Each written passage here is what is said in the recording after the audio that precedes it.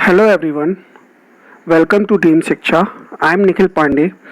आज मैं childhood development and pedagogy Hindi में बाल विकास एवं पेडागॉगी की एमसीक्यू की सीरीज शुरू कर रहा हूँ, जो कि हिंदी एंड इंग्लिश मीडियम दोनों के लिए इम्पोर्टेंट है। ये आपके एमपी टेट और सी टेट और जो भी स्टेट टीईटी होते हैं सभी टीचिंग एग्ज़ाम के लिए इक्वली इम्पोर्टेंट है।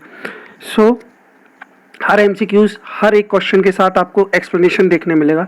कहीं उसके बाद भी आपको कमी लगती है या एक्सप्लेनेशन और चाहिए तो आप कमेंट करके ज़रूर शेयर करें अपने व्यूज़।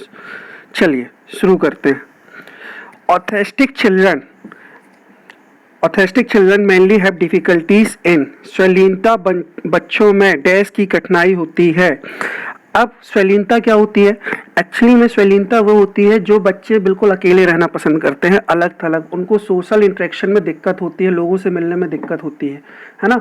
उनको डर होता है कि हम सामने वाले से बात करेंगे वो कैसे रिएक्ट करेगा, तो वो अपने आप तक सीमित हो जाते हैं। तो ऐसे बच्चों में किसकी प्रॉब्लम होती है? उनको सोशल इंटरेक्शन करने में प्रॉब्लम होती है। तो इसका आंसर क्या है? Social interaction. चलिए, which of the following element is there in problem solving skills? निम्नलिखित में से कौन सा समस्या निवारण कौशल से संबंधित है? Only the step to reach the goal, केवल लक्ष्य तक पहुंचने के चरण। ओनली द गोल, केवल लक्ष्य। ओनली द प्रॉब्लम, केवल समस्या। ऑल ऑफ द अबव, उपयुक्त सभी। सबसे पहली बात, केवल लक्ष्य तक पहुंचने के चरण। हमें किसी प्रॉब्लम तक पहुंचना है तो हमको एक एक स्टेप लेके ही पहुंचेंगे, एकदम से प्रॉब्लम नहीं सॉल्व हो जाएगी, है ना। अगर मुझे ए से जेड तक अगर मुझे ABCD सीखनी है तो ए से मैं सीधे जेड में नहीं चला जाऊंगा। सबसे पहले मुझे ए सीखना पड़ेगा, फिर बी सीखूंगा, फिर सी सीखूंगा। तो एक एक स्टेप लेके सीखूंगा, ठीक है। फिर ओनली द गोल। अब बिना गोल के तो हम कोई काम कर नहीं सकते, तो गोल भी हमारे लिए बहुत इंपॉर्टेंट है। विथआउट गोल अगर हम प्रॉब्लम सॉल्व करने जाएंगे, हमारा कोई लक्ष्य नहीं है, तो हम क्या सॉल्व करेंगे, है ना। तो हमेशा प्रॉब्लम सॉल्व करने के लिए एक लक्ष्य होना जरूरी है। Third, only the problem. अब जब प्रॉब्लम नहीं होगी तो प्रॉब्लम क्या सॉल्व करनी है ना। तो समस्या होगी तभी तो हम समस्या का समाधान ढूंढेंगे, तो समस्या का भी होना जरूरी है। तो इस तरीके से तीनों जो ऑप्शन है वो क्या है हमारे लिए? सही है। तो ऑल ऑफ द अबव। चलिए next question. A child think that because he want to have pizza for dinner, his parents must want it too. What type of thinking is this? एक बच्चा सोचता है कि चूंकि वह रात के खाने के लिए पिज़्ज़ा चाहता है तो उसके माता पिता को भी यही चाहिए। किस प्रकार की यह सोच है? अब बच्चे को जैसे पिज़्ज़ा चाहिए है ना, और वो ये भी सोच रहा है कि माता पिता को भी यही चाहिए होगा। तो इससे आप क्या समझ रहे हो? इससे ये समझ रहे हो कि बच्चा जो है वो ईगोसेंट्रिक है, मतलब वो सिर्फ अपने बारे में सोचा। उसे ये लगता है कि जो वो सोच रहा है, जो अपने लिए वो सोचता है, वो दूसरों के लिए भी सही है ना। तो ये किस टाइप के बच्चे होते हैं? ये ईगोसेंट्रिक थिंकिंग वाले, जो स्वकेंद्रित चिंतन पर फोकस करते हैं, मतलब अपने ऊपर ही केंद्रित होते हैं, ठीक है। चलिए next question. Which of the following is the best way to increase correct response and appropriate behavior?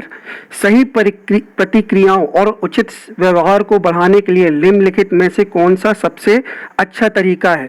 चलिए, हमको अगर किसी का अच्छा व्यवहार है ना और अच्छे रिस्पॉन्स मिले, अच्छा बिहेवियर मिले, इसके लिए क्या ज़रूरी है? अब अगर हम उसे पनिशमेंट देंगे तो क्या वो सही हो जाएगा? उसका बिहेवियर अच्छा रहेगा? नहीं, वो और डर जाएगा, वो हर चीज़ में डरेगा, अपने आप को सहमा हुआ महसूस करेगा। तो किसी भी बच्चे का अगर आपको अच्छा रिस्पॉन्स चाहिए, वो सही तरीके से लाइफ में आगे बढ़े, अच्छा बिहेवियर रखे, तो उसके लिए ज़रूरी है उसकी प्रशंसा करें। उसके छोटे छोटे काम, छोटे छोटे अचीवमेंट, जहाँ भी वो थोड़ी बहुत बेहतर करता है तो उसे हम प्रेस करें, उसे प्रशंसा करके और उसको मोटिवेट करें, है ना, उसका मनोबल बढ़ाएं, ठीक है। तो क्या जरूरी है? प्रशंसा करना। चलिए next question. An assessment that is carried out through out the course is called. वह आकलन जो पूरे पाठ्यक्रम के दौरान किया जाता है कहलाता है। अब पाठ्यक्रम के दौरान, क्यूरिकुलम के दौरान हम दो प्रकार के पाठ्यक्रम को रखते हैं। कौन कौन से चलते हैं हमारे साथ पाठ्यक्रम? एक होता है FA और एक होता है ऐसे। FA क्या होता है? फॉर्मेटिव असेसमेंट, है ना, जिसे हिंदी में बोलते हैं रचनात्मक आकलन। और ऐसे क्या होता है, समेटिव असेसमेंट, योगात्मक मूल्यांकन। तो जो समेटिव असेसमेंट होता है वो पूरे टर्म के एंड पे होता है, जैसे कि हम तिमाही परीक्षा ले लेते हैं, छमाही परीक्षा ले लेते हैं, या टर्म एंड में फाइनल एग्जाम होते हैं। तो ये सब क्या होते हैं, समेटिव असेसमेंट। इसमें हम सिर्फ एग्जाम लेते हैं फाइनल और मार्क्स दे देते हैं, उस हिसाब से उनको जज करते हैं। बट फॉर्मेटिव असेसमेंट होते हैं जो कि हमारे इंटरनल, जो हम पूरे थ्रू आउट द एक्टिविटीज़ बच्चों से कराते हैं, कहीं स्पोर्ट्स में भाग लेता है या क्रिएटिव प्रोजेक्ट्स करा के उनसे काम कराते हैं, है ना। फिर आपके यूनिट टेस्ट, छोटे एग्जाम, ओरल टेस्ट, है ना, प्रेजेंटेशन, इस तरीके की बहुत सारी एक्टिविटीज़ होती है जो फॉर्मेटिव असेसमेंट, जो कि पूरे थ्रू आउट द सेशन चलती है, हर दिन, हर महीने, आप हर वीक, इस तरीके से, है ना। तो फॉर्मेटिव असेसमेंट नॉर्मली उनकी जो लर्निंग में गैप है, लर्निंग में जो गैप है उसको ठीक करने के लिए होते हैं, है ना। तो इसका आंसर क्या है, फॉर्मेटिव असेसमेंट जो थ्रू आउट द कोर्स हमेशा चलते रहते हैं, और summative assessment at the end of session होता है, ठीक है।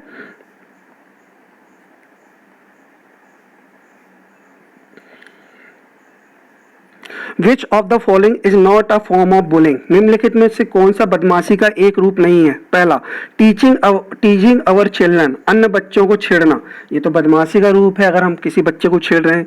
सेकेंड, पुशिंग अदर चिल्ड्रन, अन्य बच्चों को धक्का देना, बच्चों को धक्का देना भी बदमाशी का ही रूप है।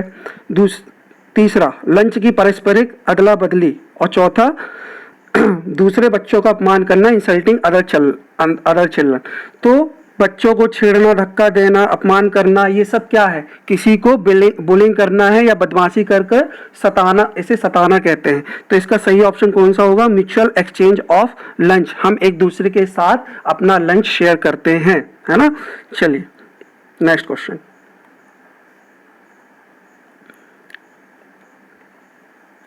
Which chromosome is responsible for determining that the children is born male? कौन सा गुणसूत्र यह निर्धारित करने के लिए उत्तरदायी होता है कि बच्चा नर पैदा हुआ है। चलिए अब क्रोमोसोम की बात करते हैं। वुमन में कौन सा क्रोमोसोम होता है, एक्स क्रोमोसोम होता है। और मेल में कौन से क्रोमोसोम होते हैं, मेल के पास एक्स वाई दोनों क्रोमोसोम होता है ना। और फीमेल के पास एक्स एक्स क्रोमोसोम होता है। जब XX क्रोमोसोम होता है तो क्या फीमेल चाइल्ड बॉर्न होती है, कौन सी चाइल्ड बॉर्न होती है, फीमेल, महिला, है ना। और जब XY क्रोमोसोम मिलता है तो क्या होता है, मेल चाइल्ड बॉर्न होता है। क्या होता है, मेल चाइल्ड बॉर्न होता है। तो जो वुमेन का जो क्रोमोसोम होता है वो कांस्टेंट होता है XX। तो सेक्स जो होता है बच्चों का किससे डिफाइन होता है, मेल के क्रोमोसोम से, कि वो X क्रोमोसोम है या Y क्रोमोसोम है। अगर बच्चे में X क्रोमोसोम होगा, मेल का अगर X क्रोमोसोम होगा तो बच्चा क्या होगा, लड़की होगी। और अगर मेल का क्रोमोसोम Y होगा तो बच्चा क्या होगा, लड़का होगा। तो मेन जो गुणसूत्र है, जो चाइल्ड का जो सेक्स डिटरमाइन होता है वो मेल क्रोमोसोम से होता है, डेट इज वाई क्रोमोसोम से, है ना। अगर वो लड़का है तो उसके लिए कौन सा, मेल का कौन सा क्रोमोसोम होगा, वाई क्रोमोसोम होगा, ठीक है। चलिए next question. If a child has no problem with any school work other than reading and writing, what could he be diagnosed with? यदि किसी बच्चे को पढ़ने या लिखने के अलावा किसी अन्य स्कूली कार्य की कोई समस्या नहीं है तो उससे किस निरूपित किया जा सकता है। ऐसे बच्चों को हम कह सकते हैं कि लर्निंग डिसऑर्डर है। क्या है, उसे लर्निंग डिसऑर्डर है, अधिगम विकार है, उसे पढ़ने और लिखने दोनों में ही इंटरेस्ट नहीं है, तो उस पर क्या करेंगे, लर्निंग डिसऑर्डर है।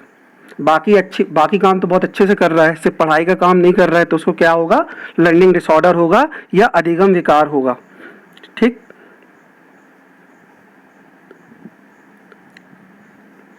A child searches for an object where they previously found it even after they know it moved to another location. This approach is seen because of limitation relating to.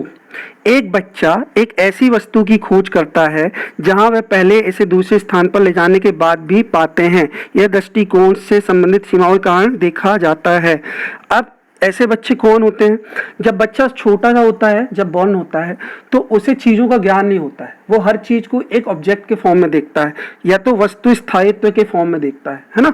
तो अगर उसे वो चीज़ों को means आपको भी, मतलब इंसान को भी, माता पिता को भी एक ऑब्जेक्ट के फॉर्म में देखता है, ठीक है। तो ऐसे बच्चों को किस चीज़ से, अगर वो सोच रहा है कि ये ऑब्जेक्ट यहाँ पे पड़ा है, यहाँ पे रखा है ना, तो वो इसको यहाँ पे ही सर्च करेगा। अगर आप इसको यहाँ खिसका देंगे तो उसको लगेगा कि अरे ऑब्जेक्ट कहाँ गया, वो यहाँ ढूंढने आएगा, वो यहाँ नहीं जाएगा। उनमें रिवर्सिबिलिटी नहीं होती, वो सोच नहीं पाते हैं कि ये यहाँ भी हो सकता है, उनका दिमाग इतना डेवलप नहीं होता है ना। तो वो हर चीज़ को किसके रूप में देखते हैं, ऑब्जेक्ट के रूप में देखते हैं। तो इसका सही क्या आंसर होगा, ऑब्जेक्ट परमिएंस, वस्तु स्थायित्व।